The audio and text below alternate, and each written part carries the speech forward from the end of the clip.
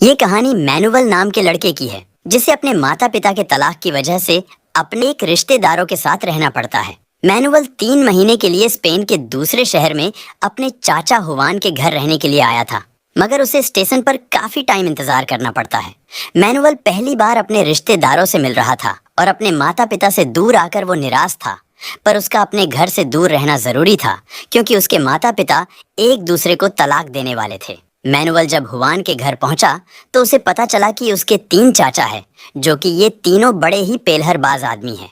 ये लोग एक ही बिल्डिंग में रहते हैं, मगर उसे 3 महीनों के लिए अलग अलग घरों में रहना होगा। पहले मैनुअल हुवान के घर में रहने वाला है।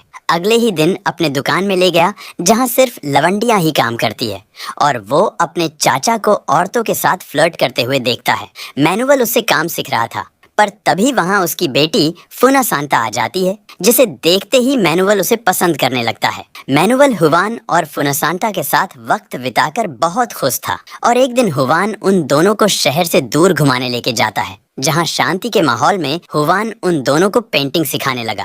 हुवान ने मैनुअल को कुदरत की खूबसूरती के बारे में बताता है और उस खूबसूरती को तस्वीर में उतारने की कोशिश करने लगे। कुछ देर बाद वहां एक आदमी आया जिसे देखकर मैनुअल और फुनासांता डरने लगते हैं।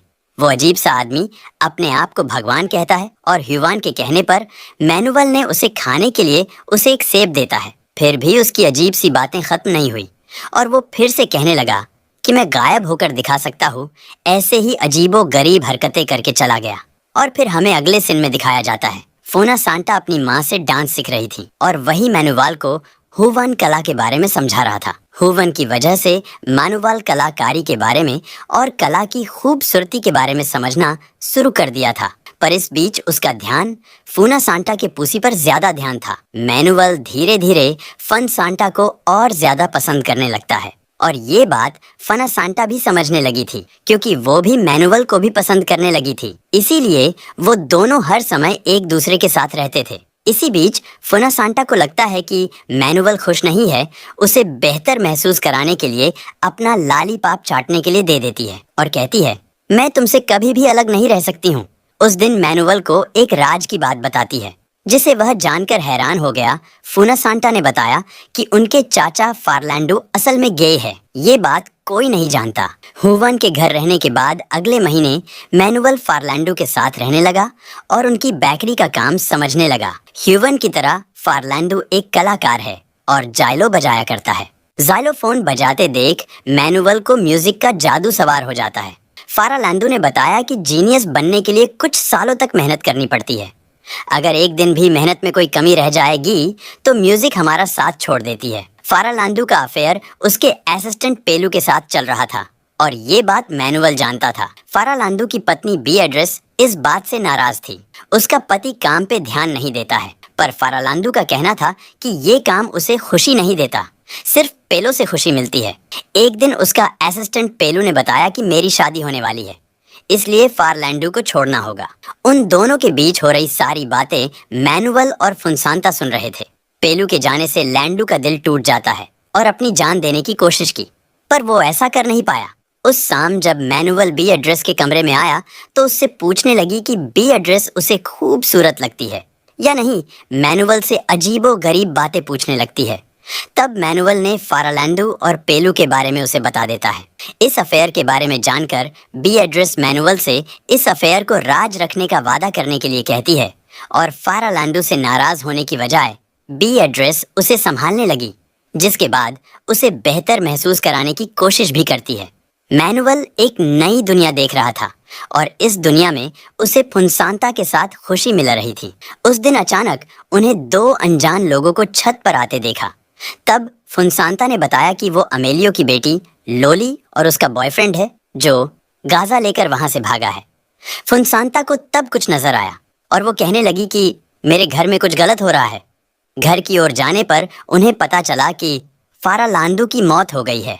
हर कोई परेशान था, मगर उन सब से ज्यादा परेशान बीएड्रेस थी। उसने बताया कि अचानक से जमीन पर गिर पड़े और उसकी मौत ही गई। हुवान और उसके बड़े भाई अमेलियो ने फार्लांडो को जमीन पर बेहोश देखा।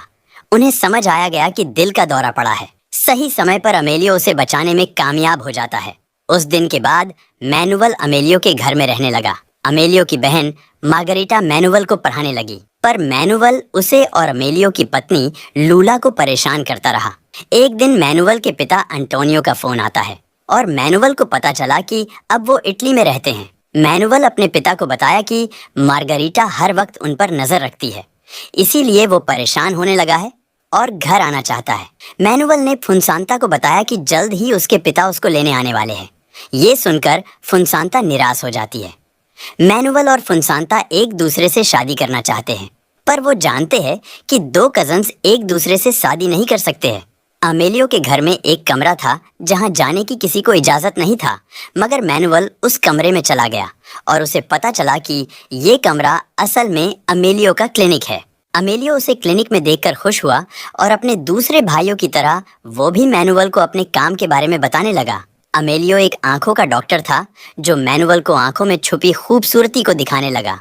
कुछ समय बाद मार्गरीटा उन पर नजर रखने लगी और उन बच्चों पर चिल्लाने लगी, क्योंकि उसने उन दोनों को उस कमरे में आने से रोका था, और अमेलियो से कहने लगी कि उनके पिता यानी कि मैनुअल के दादा अंटोनियो से बात करने की जिद कर रहे हैं, क्योंकि वो मैनुअल को ही अंटोनियो समझते हैं।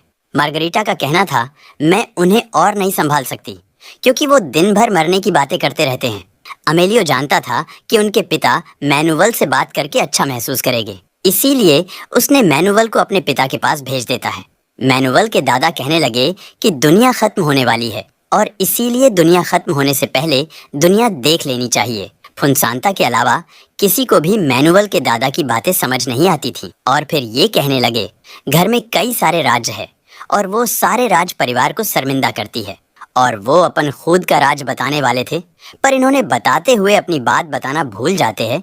जब उन्हें अपनी बात याद आती है तो उन्होंने बताया कि मैं वर्ल्ड वॉर का हिस्सा रह चुका हूँ। उस दौरान एक आदमी को बहुत बुरी तरह मारा था और उसे मारकर इसी घर के भीतर गाड़ दिया था। वो ये राज बताने के बाद ये कहने लगे कि उन्हें एक ऐसी जगह जाना है जहाँ वो सुकून की सांसें ले पाए। यही कहकर वो सो गए। कुछ देर बाद मैनुअल लॉडी आज समय बिताने लगा और वो ये सोचने लगा कि लोली खूबसूरत दिखने के लिए अपने चेहरे को पेंट क्यों कर रही है।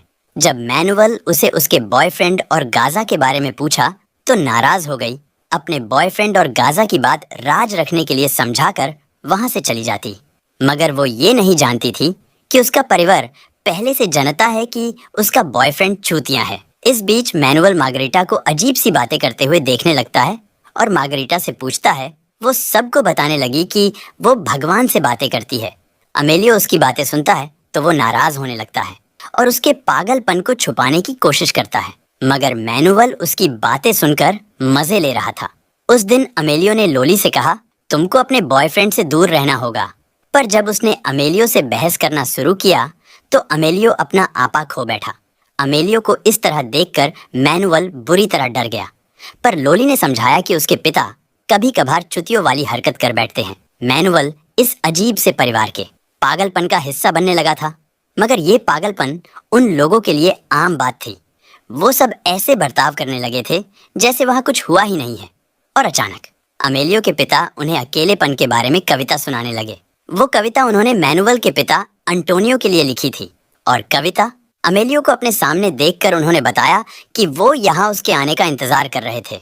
अल्जाइमर रोग की वजह से वो सब कुछ भूलने लगे और वो अपने घर का रास्ता भटक गए, इसलिए उस पार्क में आकर बैठ गए। फुनसांता ने कहा, वो जानती थी कि उसके दादा पेड़ पक्षियों से प्यार करते हैं, इसीलिए वो समझ गई थी कि वो इसी जगह उन्हें मिल जाएंगे। उस वक्त मैनुअल के दादा ने कहा, वो समुंदर देखना चाहते हैं क्योंकि वो सुकून की सांस वही ले पाएंगे, और मौत की बातें फिर से करने लगे। मगर अमेलियो ने कहा, जब तक मैं जिंदा हूँ मैं अपने पिता को मारने नहीं दूंगा। अमेलियो ने वादा किया उन्हें समुंदर के पास ले जाएगा, और ये सुनकर वो बहुत खुश हुए। घर जाते हुए अमेलियो के पिता एक और कहानी सुनाने लगे, और ये कहानी सुनते सुनते ये सब लोग घर पहुंच गए, और उस दोपहर उनकी समुंदर देखने की ख्वाहिश पूरी हुई और मैनुअल अपने पूरे परिवार के साथ बीच पर गया। और पहली बार परिवार वाले बहुत खुश थे, और उन सबको देखकर फुनसांता के दादा को सुकून मिल गया। सालों की सुकून की सांसें लेने की ख्वाहिश पूरी हुई, और आखिरी ख्वाहिश पूरी होते ही उसी बीच पर मैनुअल के दादा की मौत हो गई। उस पूरे परिवार की तरह मैनुअल भी दादा की मौत की वजह से दुखी था, पर उस वक्त अंतिम संस्कार पर मैनुअल के माता पिता भी आ गए थे, और तब मैनुअल को एहसास हुआ उसके माता पिता के अनेक बाद उसका और फुनसांता का रिश्ता हमेशा के लिए खत्म होने वाला है। वो आखिरी दिन था जब उन दोनों ने एक दूसरे को देखा, क्योंकि अंतिम संस्कार के बाद मैनुअल अपने माता पिता के साथ अपने घर लौट गया और मूवी यहीं पर समाप्त हो जाती है।